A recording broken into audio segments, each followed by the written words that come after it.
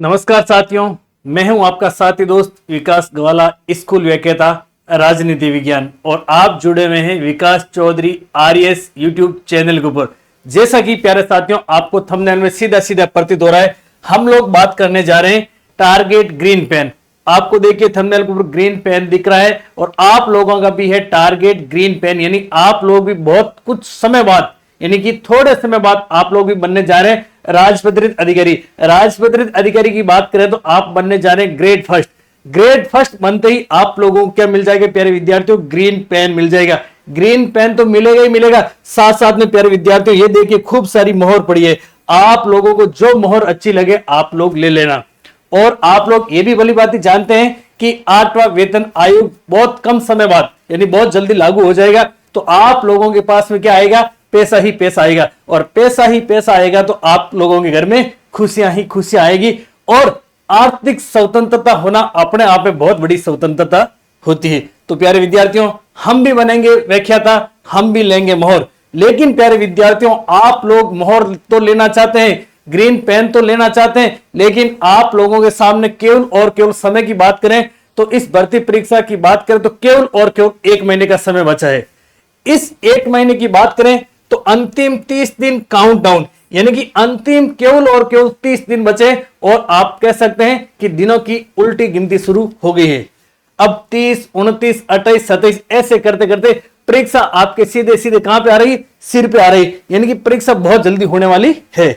अब देखिए आप लोग भली बात जानते हैं कि आरपीएससी स्कूल व्याख्याता भर्ती परीक्षा 2022 में जो परीक्षा हुई थी उस परीक्षा को मैंने दिया, परीक्षा को मैंने क्वालिफाई किया, और आज आप लोगों के सामने स्कूल व्याख्याता राजनीति विज्ञान के रूप में हूं।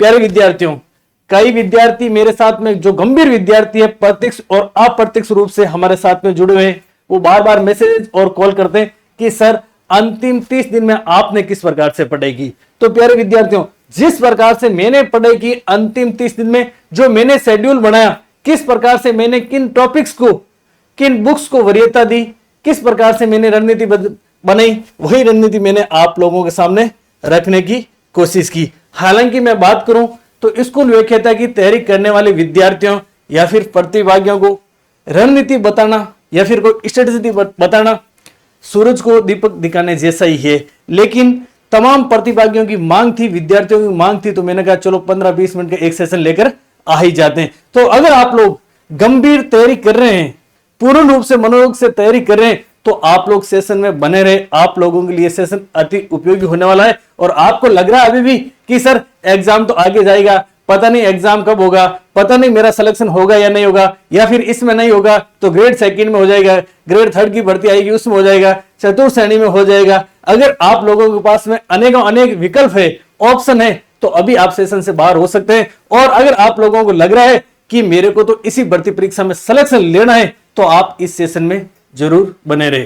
प्यारे विद्यार्थियों जब आंखों में अरमान लिया, जब आंखों में अरमान लिया, मंजिल को अपना मान लिया, तो मुश्किल क्या आसान किया, जब ठान लिया तो ठान लिया। और आप लोगों ने ठान लिया है तो बने रहिए। हम लोग बात करते हैं कि अंतिम 30 दिनों में अपने को किस प्रकार से पढ़ना है। पूरा सिलेबस मैं आप लोगों के सामने लेकर आया हूं।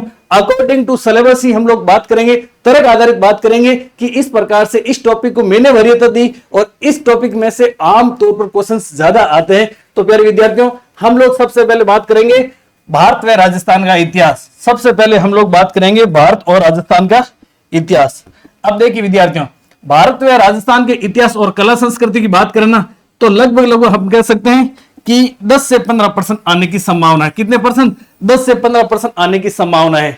आने को 8% भी आ जाए, 12% भी आ जाए, लेकिन आमतौर पर इसका वेटेज रहता है आपके 10 से 15%। अब देखिए ग्रेड फर्स्ट की सबसे बड़ी अनूठी विशेषता है कि सब्जेक्ट को टॉपिक्स में सीधा दे रखा है कि आपको केवल इतना ही पढ़ना है। विद्यार्थी क्या करते हैं, अक्सर सिलेबस का रायता फैला देते हैं। जैसे कि पहला ही पॉइंट दे रखा है कि गुप्त काल व मुगल काल में कला साहित्य व स्थापत्य। अब देखिए सीधा सीधा दे रखा है भारत का इतिहास गुप्त काल और मुगल काल में कला साहित्य और स्थापत्य। आपको कला साहित्य और स्थापत्य ही पढ़ना है। और विद्यार्थी क्या करते हैं, मुगल काल और गुप्त काल को पूरा का पूरा पढ़ लेते हैं। शुरुआत करते हैं लंबा चौड़ा मुगल काल और गुप्त काल, साहित्य कला और स्थापत्य तक आते आते विद्यार्थी थक जाते हैं। उस टॉपिक को तो कम पढ़ते हैं, बाकी अनेकों अनेक बातें मुगल काल और गुप्त काल की पढ़ते हैं। आप लोग केवल कला साहित्य और स्थापत्य टू द पॉइंट आप लोगों को पढ़ना है। यहां से सीधा सीधा आपके 1% आएगा और आपके 2 नंबर हो जाएंगे। उसके बाद में बहुत इजी टॉपिक है आपके 1857 की क्रांति। 1857 की क्रांति की बात करें ना, तो 1857 की क्रांति में से तो एक सवाल आता ही आता है। ये तो हम कह सकते हैं कि इजी वे से अपने यहां से एक सवाल सही हो जाएगा, यानी कि 2 नंबर अपने आ जाएंगे। उसके बाद में बात करें, अब देखिए 2 सवाल आपके यहां से सीधे सीधे सही हो गए। फिर हम लोग बात करेंगे राष्ट्रवाद का उदय एवं राष्ट्रीय आंदोलन के प्रमुख नेता। अब प्रमुख नेताओं की बात करें तो विनायक दामोदर सावरकर, बंकिम चंद्र, लाला लाजपत राय, विपिन चंद्र पाल, बाल गंगाधर तिलक, चंद्रशेखर आजाद, भगत सिंह, सुखदेव, रास बिहारी बोस और सुभाष चंद्र बोस का राष्ट्रीय आंदोलन में योगदान। अब देखिए काफी सारे राष्ट्रवादी नेताओं के नाम है। अब इसमें से आप लोगों को क्या करना है कि अंतिम अगर आपकी पहले से अच्छी तैयारी हो रखी है तो है ही है, वो तो आपको एक्स्ट्रा बेनिफिट है ही है। लेकिन अब आप लोगों को केवल और केवल इनके ऐसे फैक्ट याद रखना है कि कौन सी पुस्तक या फिर कौन सा समाचार पत्र है, या फिर आप लोग इन टॉपिक्स में से केवल और केवल PYQ यानी पिछली भर्ती परीक्षा में आए हुए प्रश्नों का सॉल्यूशन व्याख्यात्मक देख लेंगे ना, तो भी आपके यहां से एक सवाल सीधा सीधा सही हो जाएगा, 100% हो जाएगा। क्योंकि मान लो सीधा फैक्चुअल प्रश्न आया और आपने जो पढ़ा वो नहीं आया, तो आप एलिमिनेशन मेथड के द्वारा भी उस प्रश्न को हल कर सकते हैं। क्योंकि समय, मांग और परिस्थिति के अनुसार अपने को चलना है, तो आपके यहां से 1% सीधा सही हो जाएगा। फिर हम लोग बात करें राष्ट्रीय आंदोलन में आपके महात्मा गांधी, जवाहरलाल नेहरू, वल्लभ भाई पटेल, मौलाना आजाद व भीमराव अम्बेडकर। अब देखिए प्यारे विद्यार्थियों, वैसे तो सभी महत्वपूर्ण है, लेकिन आप लोगों को सबसे ज्यादा फोकस करना है महात्मा गांधी, वल्लभ भाई पटेल, इस पर थोड़ा ज्यादा फोकस करना। या फिर हम लोग बात करें डॉक्टर भीमराव अम्बेडकर की या फिर जवाहरलाल नेहरू की। जवाहरलाल नेहरू के 2-4% घुमा फिरा के वही आते हैं। डॉक्टर BR अम्बेडकर साहब का यहां से आपको भारतीय संविधान और राज्य व्यवस्था को रिलेटेड वाला प्रश्न देखने को मिल सकता है। यह भी सीधे सीधे फैक्चुअल प्रश्न है, आपके 1 या 2% यहां से आने की संभावना है। आप इनको महात्मा गांधी और वल्लभ भाई पटेल को थोड़ा सा विस्तृत देख लेना, बाकी आप इनके अंदर भी PYQ देख सकते हैं। फिर अब देखिए 2% यहां से आपके राजा राम मोहन राय, दयानंद सरस्वती और स्वामी विवेकानंद, ये आपके लिए 7 स्टार लगा देना। यहां से आपके 2% इजी वे से, और राजा राम मोहन राय से तो प्रश्न आएगा ही आएगा। इस प्रकार से रणनीति बनाकर पढ़ेंगे ना, तो इस पोर्शन में से आपके 6 या 7% आते हैं ना, वो आपके 4-1% सीधे सीधे प्यारे विद्यार्थियों क्या हो जाएंगे, सही हो जाएंगे। अब हम लोग बात करें भारतीय इतिहास की, तो देखिए बाकी आमतौर पर अन्य अगर हम लोग एग्जाम की बात करें ना, तो केवल टॉपिक यही दिया हुआ होता है राजस्थान की सभ्यताएं। लेकिन आप लोगों के लिए देखिए 4 सभ्यताएं सीधी सीधी दे रखी, कालीबंगा, अहाड़, गणेश्वर और बैराट। कल मैं कोई लाइब्रेरी में गया था, एक बालक पढ़ रहा था राजस्थान की सभ्यताएं और 40-45 सभ्यताएं उसके शॉर्ट नोट्स के रूप में थी, वो पढ़ रहा था। अब बताओ 4 सभ्यताएं दे रखी, आपको पूरी सभ्यताएं पढ़ने की कहां आवश्यकता है। केवल आप इन 4 सभ्यता पर फोकस कीजिए और मुख्य रूप से पर्सन कालीबंगा में से आने की पूरी संभावना रहती है। कालीबंगा को अच्छे से, बहुत अच्छे से देख लीजिए, बाकी इनको सरसरी नजर से देख लीजिए। आप लोगों को स्मार्ट स्टडी करने की आवश्यकता है, आप लोगों को सिलेबस के अकॉर्डिंग पढ़ने की आवश्यकता है। ग्रेड फर्स्ट बनने जा रहे हैं, आप कोई वनपाल, लेखपाल, पटवारी वीडियो का एग्जाम नहीं दे रहे। तो प्यारे विद्यार्थियों, आप लोगों को टॉपिक्स में, सब्जेक्ट में जो दे रखा है ना, उसी को पढ़ना है। अब देखिए आगे इतिहास की बात करें तो 8वीं से 18वीं शताब्दी तक का राजस्थान का इतिहास, ये भाई साहब बहुत लंबा चौड़ा है, इसको आप अपने स्तर से देख लेना, इसके बारे में मैं कुछ नहीं कहूंगा। फिर गुर्जर, प्रत्यार और अजमेर के चौहान, इसमें से आपके 2% आते हैं सीधे सीधे, बहुत छोटा सा टॉपिक है, 4-5 पेज के अंदर गुर्जर, प्रत्यार और अजमेर के चौहान। गुर्जर, प्रत्यार और अजमेर के चौहान की बात करें ना, तो एक आध उपाधि इसमें घुमा फिरा के शोर आती है, आप इनको अच्छे से देख लेना। फिर आगे देखिए मेवाड़, रणथंभौर और जालोर, यहां से भी आपके 2% बनने की संभावना है। यहां मेवाड़, रणथंभौर और जालोर, देखिए एक तो आप 8वीं से लेकर के 18वीं शताब्दी तक राजस्थान का इतिहास देखते हैं, और एक आप लोग केवल और केवल इन 3 मेवाड़, रणथंभौर और जालोर को देखते हैं, तो आपका प्रश्न सही हो जाएगा। तो मेरे हिसाब से आपको प्राथमिकता इनको देनी चाहिए, मेवाड़, रणथंभौर और जालोर को। फिर आगे देखिए राजपूत राज्य एवं मुगल। राजपूत राज्य एवं मुगलों की बात करें तो राणा सांगा, महाराणा प्रताप, राज सिंह, मान सिंह, चंद्रसेन और राय सिंह। अब देखिए प्रताप और सांगा में से 1% आना श्योर है। या फिर हम बात करें चंद्रसेन, और राय सिंह की उपाधियां में से प्रश्न आने की पूरी पूरी समान होगी। यानी प्रश्न प्यारे विद्यार्थियों घुमा फिरा के वहीं से आते हैं, प्रश्न पीवाईक्यू को तोड़ मरोड़ के ही आते हैं, प्रश्नों का ट्रेंड वही है। और जो प्रश्न ऐसा आएगा मान लो भारी, तो किसी से नहीं होगा, इतना अपने लोगों को स्ट्रेस लेने की घबराने की आवश्यकता ही नहीं है। उसके बाद में ये 1857 की क्रांति है ना, यहां से श्योर आपके 1 या 2 प्रश्न आते ही आते हैं, तो इनको तो आपको अच्छे से घोट करके पी लेना है।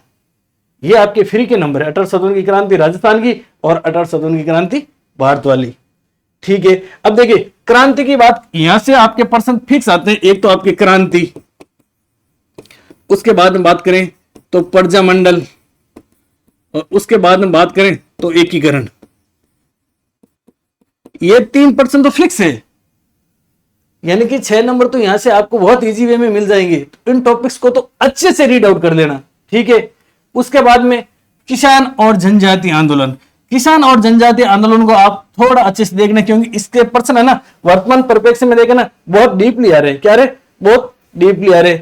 फिर देखिए राजस्थान में समाज और धर्म टॉपिक दे रखा है, इसको देख ले। राजस्थानी राजनीतिक जागृति की बात करें ना, तो राजनीतिक जागृति के सीधे सीधे, अब देखिए इसके लिए मेरे हिसाब से आपको कक्षा 9th और 10th की राजस्थान अध्ययन, 9th और 10th की राजस्थान अध्ययन और राजस्थान अध्ययन की बुक्स को आप लोगों को प्राथमिकता देनी चाहिए। अब आपके मन में आ रहा सर परीक्षा में 1 महीने का समय बचा, काउंटडाउन शुरू हो गया, 30 दिन बचे और आप कह रहे हैं कि राजस्थान अध्ययन की किताबें पढ़ो, 9वीं और 10वीं कब पढ़ेंगे? अरे प्यारे विद्यार्थियों, छोटी छोटी किताबें हैं। क्या है? छोटी छोटी किताबें, और उन किताबों को भी आप लोगों को पूरा नहीं पढ़ना है, केवल टू द पॉइंट। पूरा पढ़ने की कहां आवश्यकता है? प्रश्न आपकी इजी वे से सही हो जाएंगे। मैंने इस प्रकार की रणनीति अपनाई थी, अब आपके ऊपर है आप कौन सी रणनीति अपनाते हैं।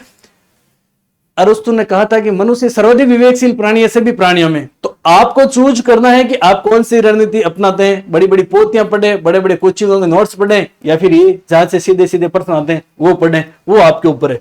अब देखो लोक देवता और देवियां, लोक देवता और देवियां की बात करें ना, इसमें से एक प्रश्न आता है आपके फिक्स। प्रमुख संतों की बात कर तो आपके प्रश्न फिक्स आता है। ये भी संत महात्मा वगैरह लोक देवता इस राजस्थान अध्ययन की किताब में दे रखे हैं। वास्तुकला मंदिर, देखिए दुर्गों में से एक आपके प्रश्न फिक्स आता है, दुर्ग में से प्रश्न। फिर चित्रकला की बात करें तो चित्र शैलियों में से एक प्रश्न फिक्स आता है। मेले एवं त्योहार आप कितने पढ़ोगे बताओ? मेले और त्योहार, त्योहार तो बहुत ईजी है। मेले हर जगह हर एरिया के अंदर खूब सारे मेले, कुछ लिमिटेड मेले, इनके ऊपर मेरे हिसाब से आप है ना, ये आपके जो आर्ट एंड कल्चर है ना, आर्ट एंड कल्चर में आपको मुख्य रूप से पीवाईक्यू देखना चाहिए। क्या देखना चाहिए? पीवाईक्यू। अब देखिए आभूषण में से एक प्रश्न फिक्स आता है। लोक नृत्य और लोक संगीत, लोक नृत्य और लोक संगीत और आभूषण, इसमें से एक प्रश्न फिक्स आता है। बहुत इजी है ये तो। मेरे पास में आप कहेंगे ना, आप लोगों की डिमांड होगी तो मैं एक आप लोगों के सामने वीडियो लेकर आ जाऊंगा विथ ट्रिक विथ कॉन्सेप्ट। बहुत इजी, यहां से एक फ्री का नंबर, मतलब एक सवाल आपके 2 नंबर मिल जाएंगे। अब देखिए भाषा और साहित्य, ये वेरी इंपॉर्टेंट है। भाषा और साहित्य भी टू द पॉइंट पढ़ेंगे ना तो आपके एक सवाल सीधा सीधा सही हो जाएगा। अगर आप लोगों की डिमांड रही ना कि सर ये टॉपिक हमारे लिए हमारे को समझ में नहीं आ रहे, तो मैं देखिए पक्का वादा तो नहीं करता हूं, लेकिन कोशिश करूंगा आप लोग कमेंट बॉक्स में या दिए गए नंबर पर मैसेज कर देना। कुछ लिमिटेड टॉपिक्स होंगे ना तो मैं आप लोगों के सामने 10-10 मिनट के शो के रूप में या एपिसोड के रूप में लाने की कोशिश करूंगा। बाकी आप इस प्रकार से पढ़ेंगे ना तो आपका इजी वे से क्या हो जाएगा? बेड़ा पार हो जाएगा। ठीक है विद्यार्थियों, अब देखिए अगर आप लोग राजनीति विज्ञान पॉलिटिकल साइंस से तैयारी कर रहे हैं और पुरानी आत्माएं जुड़ी हुई हैं तो उनको पता है ये हमारी ग्रीन पेन वाली टेस्ट सीरीज 1.0 तो पूरी हो गई। इनका हम लोगों ने वीडियो सॉल्यूशन नहीं दिया था, हम लोगों ने पीडीएफ माध्यम से सॉल्यूशन दिया था। अब देखिए विद्यार्थियों की बेहद मांग और बहुत कम समय में राजस्थान के अंदर विद्यार्थियों में इतनी ये टेस्ट सीरीज लोकप्रिय हुई, इसी बात को ध्यान में रखते विद्यार्थी हित छात्र हित सर्वोपरि ध्यान में रखते हम लोगों ने एक टेस्ट सीरीज 2.0 ग्रीन पेन वाली टेस्ट सीरीज 2.0 लॉन्च की है और इसका आप लोगों को वीडियो सॉल्यूशन मिलेगा। इसका आप लोगों को क्या मिलेगा? वीडियो सॉल्यूशन मिलेगा। प्यारे विद्यार्थियों ध्यान रखना, इस टेस्ट सीरीज की अनूठी विशेषता यह है कि वीडियो सॉल्यूशन तो मिलेगा ही मिलेगा, साथ साथ में प्रत्येक यूनिट के 100 प्रश्न होंगे। कितने होंगे? 100। और इन प्रत्येक 100 प्रश्न यानी कि प्रत्येक प्रश्न में 4 ऑप्शन आते हैं, चारों का 360 डिग्री करवाया जाएगा क्या? एनालिसिस। और प्यारे विद्यार्थियों आप लोगों की जानकारी के लिए यह बता दूं कि चारों का चारों ऑप्शंस का तो पूरा का पूरा 360 डिग्री एनालिसिस पोस्ट मास्टर करवा ही जाएगा, लेकिन साथ साथ में आपको कॉन्सेप्ट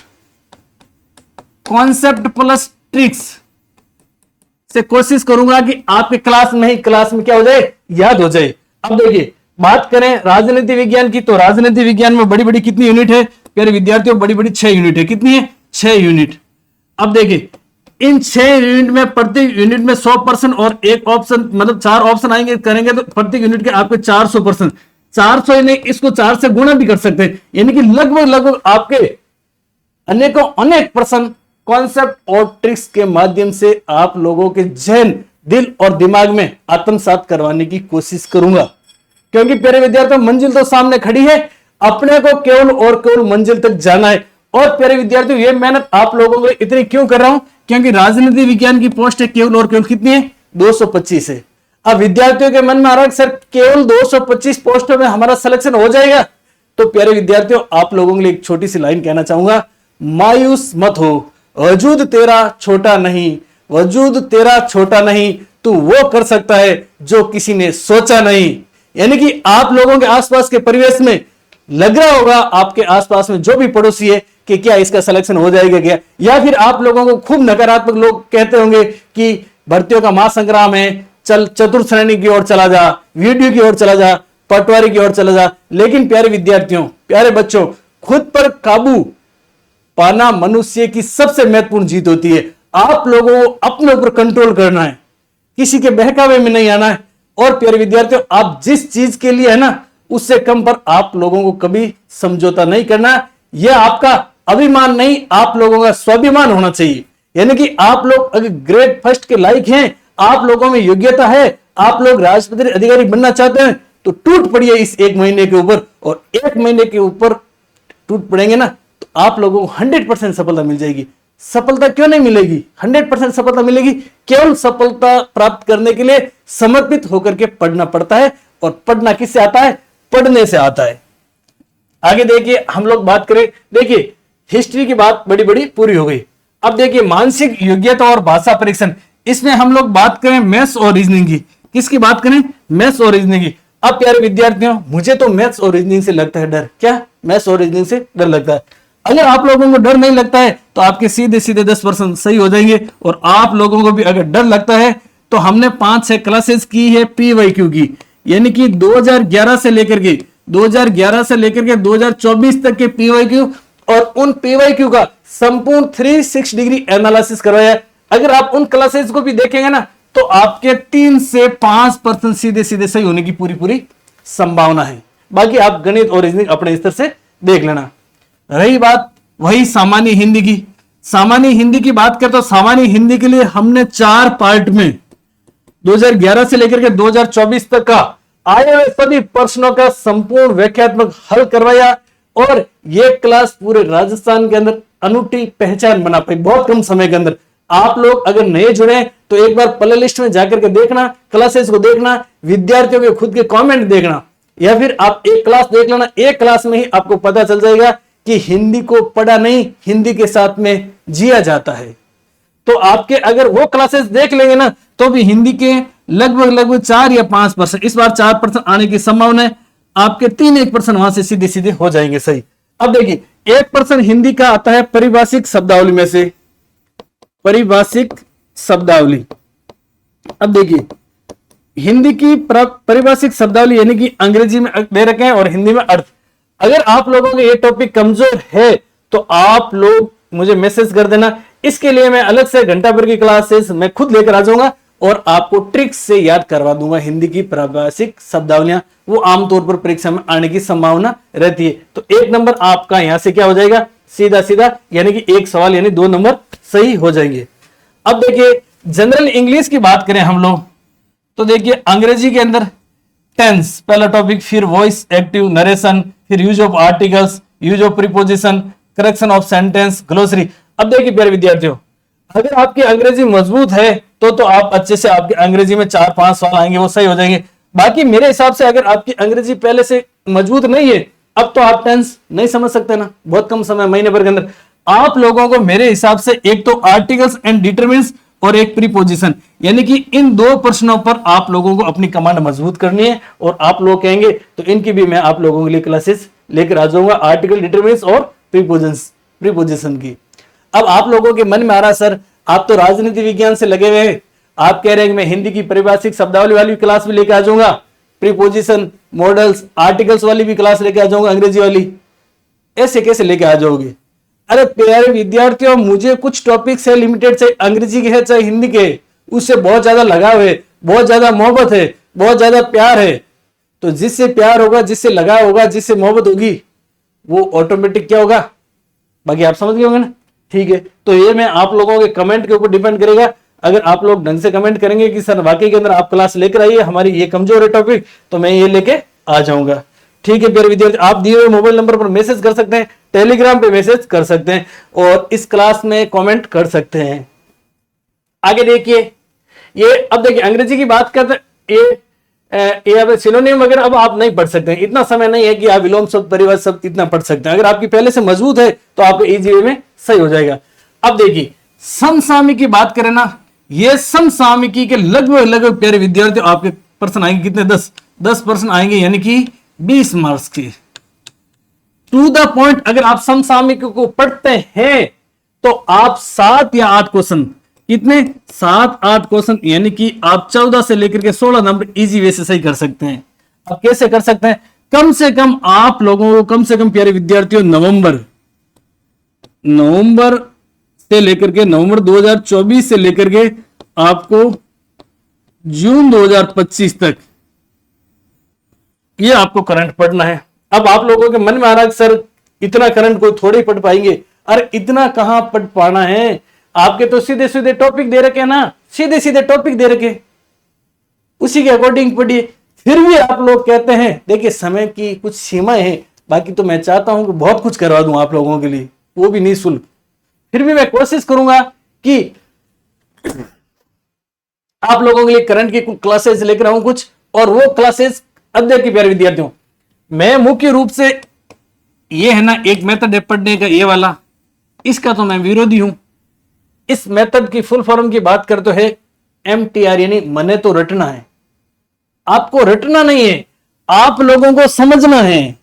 आप लोगों को क्या करना है? समझना है। आप लोग समझेंगे ना तभी आप लोगों के सफलता जो नजदीक आएगी। और समझने की बात करें तो एक तो कॉन्सेप्ट और एक ट्रिक्स का सहारा लीजिए। अब देखिए अगर आप लोग मैसेज करेंगे तो मैं आप लोगों के लिए कुछ क्लासेस करंट की भी लेके आ जाऊंगा। ठीक है, फिर हम लोग बात करें ये विज्ञान की, जनरल साइंस की बात करें ना तो प्यारे विद्यार्थियों, जनरल साइंस में आप कोशिश करूंगा मैं आप लोगों के सामने PYQ और PYQ की क्लासेस लाने की। और प्यारे विद्यार्थियों कोशिश मैं कर रहा हूं काफी समय से, लेकिन मैं चाहता हूं कि आप लोगों के सामने इस विकास चौधरी RS यूट्यूब चैनल के ऊपर कम कंटेंट में मैक्सिमम मार्क्स किस प्रकार से ला सके, इस प्रकार से जो पढ़ा सके वो विख्यात विशेष की लाने की। अगर ये उपलब्ध हो जाते हैं तो आप लोगों का इजी वे में यहां से हो जाएगा। और ये अगर नहीं होता है ना तो प्यारे विद्यार्थियों आपको कक्षा 9 और 10 की NCERT जो वर्तमान समय में सरकारी स्कूलों में चल रही है, टॉपिक दे रखे हैं, उसके पीछे जो महत्वपूर्ण अध्ययन बिंदु और जो MCQ यानी जो पाठ्य पुस्तक के प्रश्न उत्तर आते हैं वो अगर आप ढंग से देख लेंगे ना कक्षा 9 और 10 की, तो भी आपके यहां से बेड़ा पार हो जाएगा। अब आप लोगों के मन में आ रहा सर क्या कक्षा 9 और 10 की विज्ञान की किताब हमें पूरी पढ़नी पड़ेगी? आप लोगों को पूरी पढ़ने की कतई आवश्यकता नहीं है।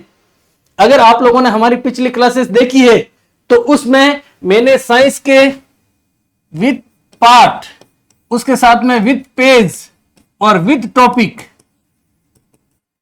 ये डिजाइन करके मैंने आप लोगों को बताया था कि साइंस कक्षा 9 में कौन से पार्ट में कौन से पेज नंबर से ही आपको पढ़नी है।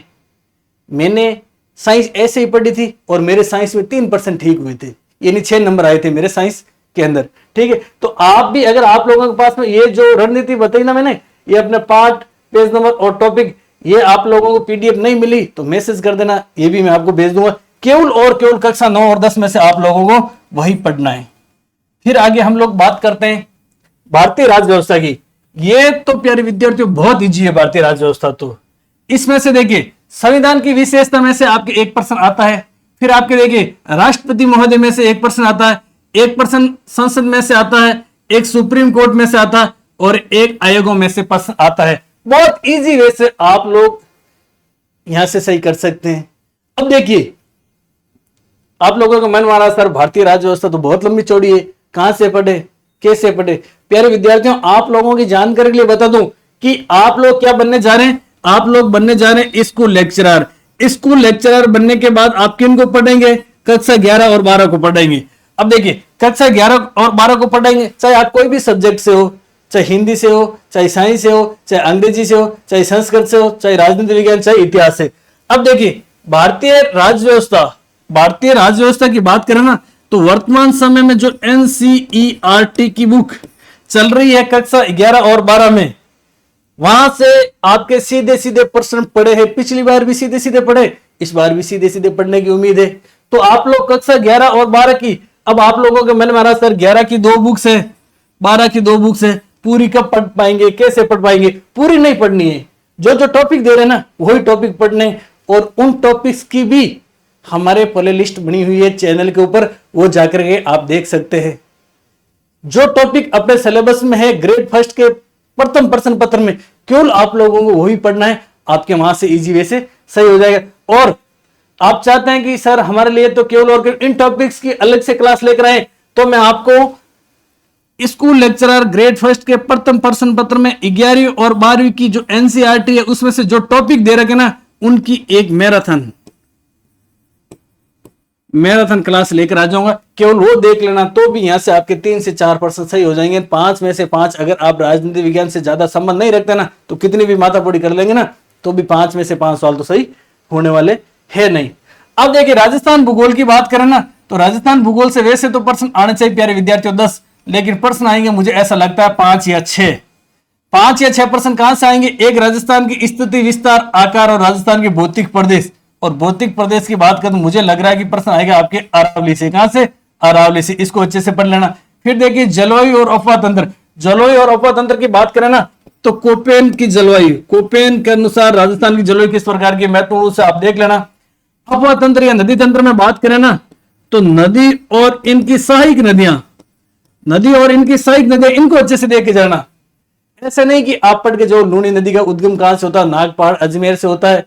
बनास नदी का उद्गम खमनोर की पहाड़ी से होता है, वो प्रश्न नहीं आएंगे। अब ग्रेड फर्स्ट बनने जा रहे हैं, वो प्रश्न आते हैं आपके पटवारी, वीडियो, वनपाल, लेखपाल, कांस्टेबल, जेल प्रहरी के अंदर, या चतुर्थ श्रेणी में। आप लोगों को नदी और उनकी सहायक नदियां कहां मिलती है, कहां किसकी सहायक नदियां, वो अच्छे से पढ़ के जाना, या फिर त्रिवेणी संगम पढ़ के जाना। फिर देखिए जनगणना में से 1 प्रश्न आपके सीधा आएगा। अब देखिए कृषि, खनिज और ऊर्जा। कृषि, खनिज और ऊर्जा क्या होता है कि अगर राजस्थान भूगोल का वेटेज 5-6 प्रश्न आने की संभावना रहती है ना, तो इन प्रश्नों को आपको करंट से कोरिलेटेड करके देंगे, समझ रहे ना। तो आप कृषि, खनिज और ऊर्जा करंट से कोरिलेटेड करके ही पढ़ना, जिससे आपका क्या कम कंटेंट में मैक्सिमम मार्क आने की संभावना रहेगी। पशुधन में से 1% सीधा आता है। और पशुधन की बात करें तो नस्लें आप ढंग से पढ़ लेना प्यारे विद्यार्थियों, पशुओं की नस्लें। और इनके लिए भी राजस्थान भूगोल की भी PYQ क्लास 7-8 क्लास हैं, आप हमारी प्ले लिस्ट में जाकर के देख सकते हैं।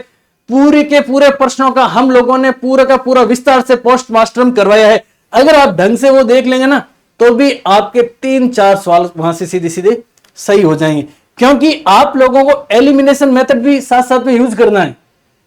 परीक्षा वर्तमान समय में प्यारे विद्यार्थियों देरी की होती है। आपने पिछले साल, 1.5 साल, 6 महीने, 8 महीने से कितनी तैयारी की, वो मायने नहीं रखेगी। मायने रखेगी ये आने वाला 30 दिन का काउंटडाउन। और दिनों दिन कम होते रहे, क्या दिन कम होते जा रहे हैं। चाहे परीक्षा की बात करें, चाहे अपनी जिंदगी की बात करें, परीक्षा में भी दिन कम बचे, दिनों दिन कम हो रहे हैं, और अपनी जिंदगी में भी दिनों दिन कम ही हो रहे हैं। फिर अब देखिए सबसे इजी टॉपिक है आपके मैनेजमेंट का। कौन सा टॉपिक है, मैनेजमेंट का। और मैनेजमेंट में अगर आप टू द पॉइंट पढ़ते हैं ना, तो लगभग 8-10 सवाल आएंगे। आप अगर 10 सवाल आते हैं ना, तो आप 7-8 सवाल आराम से सही कर लेंगे। क्योंकि प्यारे विद्यार्थियों मैनेजमेंट की बात करें या फिर शैक्षिक मनोविज्ञान की बात करें, शैक्षिक मनोविज्ञान और मैनेजमेंट से कुल 15% आने की संभावना है। कितने परसेंट आने की संभावना है, 15% आने की संभावना है। शैक्षिक मनोविज्ञान में से तो केवल और केवल ये शैक्षिक मनोविज्ञान दे रखा ना, इसमें से तो केवल और केवल आप पीवाईक्यू पढ़ के चले जाना।